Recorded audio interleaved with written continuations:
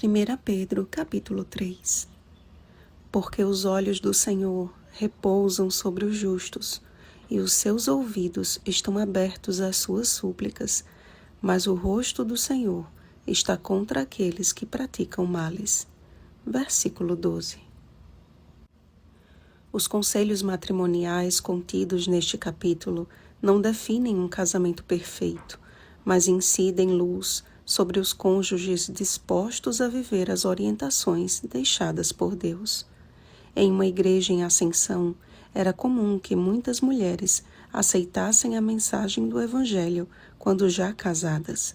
E diante do desafio de permanecer firmes na fé, Pedro as exortou não a encher os ouvidos de seus maridos incrédulos com discursos religiosos, mas a conquistá-los por meio do procedimento.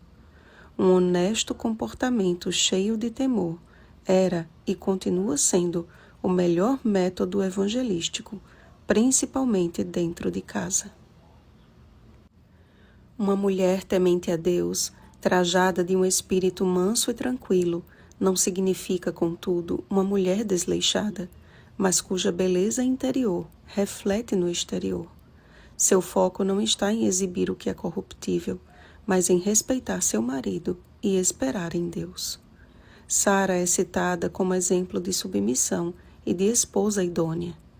Pela fé, ela recebeu poder para ser mãe, não obstante o avançado de sua idade, pois teve por fiel aquele que lhe havia feito a promessa. Hebreus capítulo 11, versículo 11. Sua confiança foi honrada, assim como o Senhor tem honrado toda mulher que nele confia.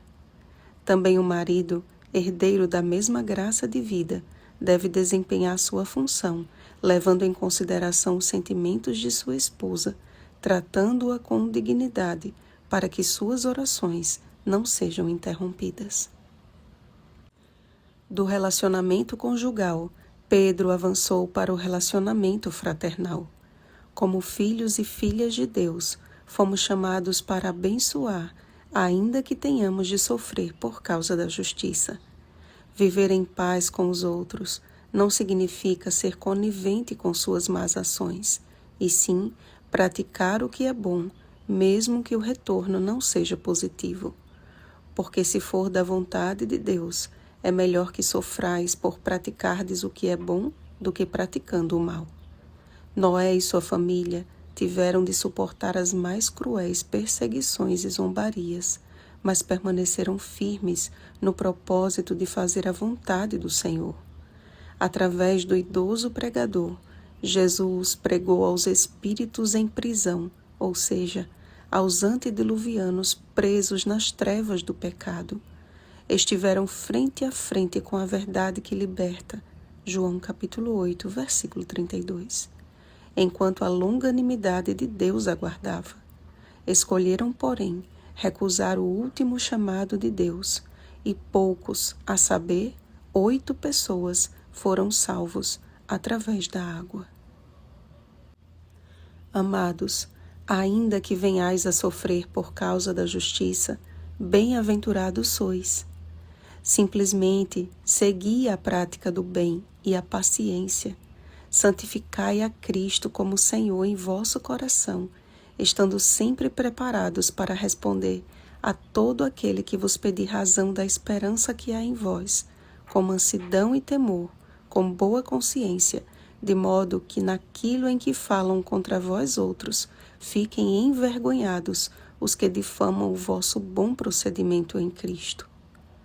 Confiem que, da mesma forma que o Senhor se manifestou em defesa de Moisés, como, pois, não temestes falar contra o meu servo, contra Moisés? Números capítulo 12, versículo 8. Assim, ele se levantará para fazer justiça aos seus servos atuais.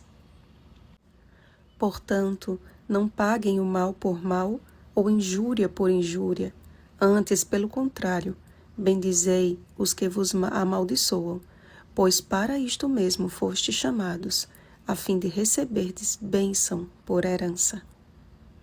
Oremos, amados. Nosso Pai amado, bendito seja o Senhor, que por sua palavra nos fala, nos exorta, nos repreende e nos instrui na justiça. Ajuda-nos, mediante o agir do Espírito Santo, a sermos homens e mulheres tementes a Ti e que bem Te representem. Abençoa os casamentos do Teu povo, abençoa os relacionamentos da Tua igreja e abençoa os que nos maldizem, pois assim o Senhor nos orienta a fazer.